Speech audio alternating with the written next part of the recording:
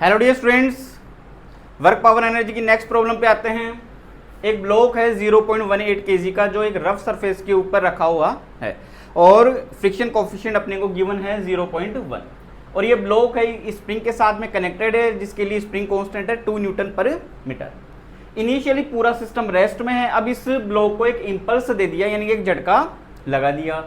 तो इम्पल्स देते ही ये ब्लॉक है 0.06 मीटर डिस्प्लेस होता है। तो इसकी इनिशियल स्पीड कितनी होगी ये फाइंड करना है। तो सबसे पहले ये देखिए यहाँ पे वर्क डन किस किस के कारण होगा।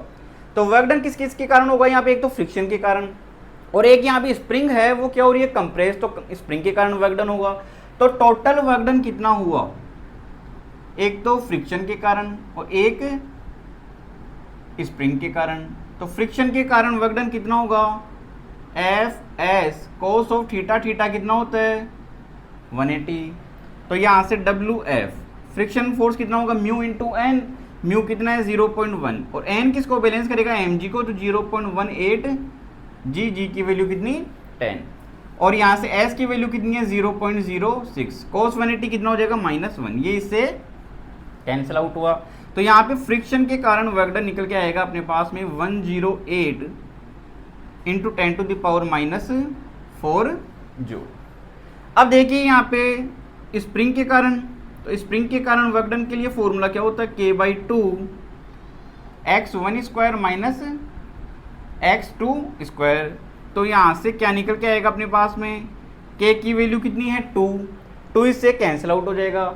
x1 कितना होगा, पहले नेचुरल लेंथ में है तो x1 कितना होगा यहाँ से 0, x2 कितना होगा 0.06, तो इसको क्या लिख लेता हूँ मैं 6 इंटू 10⁻²² का स्क्वायर। तो यहाँ पे स्प्रिंग के कारण वर्क डन क्या निकल के आएगा -36 इंटू 10⁻⁻4 जूल।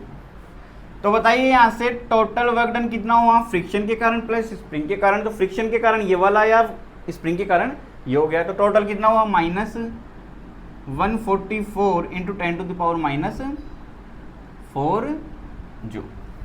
अब अपने को पता है टोटल वर्क डन किसके इक्वल होता है, चेंज इन काइनेटिक एनर्जी। तो डब्ल्यू टी इक्वल टू क्या होगा डेल्टा टी और ये कितना होता है m/2 v square minus u square. तो ये तो कितना हुआ -144 इंटू 10⁻⁻4, m की वैल्यू कितनी है 0.18/2। v मैक्सिमम कितना डिस्प्लेसमेंट करता है 0.06 मीटर तक जाता है। इसका मीन्स फाइनल वेलोसिटी क्या होगी इसकी 0, तो ये 0 माइनस u स्क्वायर हो गया। तो ये -144 इंटू 10⁻⁻4 ये बन जाएगा यहाँ से 9 इंटू 10⁻⁻2 ये u स्क्वायर और ये आगे साइन माइनस का, माइनस यहाँ से हट जाएगा। तो यहाँ से u स्क्वायर की वैल्यू क्या निकल के आई अपने पास में 144 इंटू 10⁻⁻4 अपॉन 9 इंटू 10⁻⁻2, ये इससे कैंसिल आउट हुआ, ये इससे कैंसिल आउट हो जाएगा यहाँ से 16 टाइम्स। तो u स्क्वायर की वैल्यू कितनी हुई 16 इंटू 10⁻⁻2, तो u की वैल्यू क्या निकल के आएगी यहाँ से 0.4 मीटर पर सेकंड।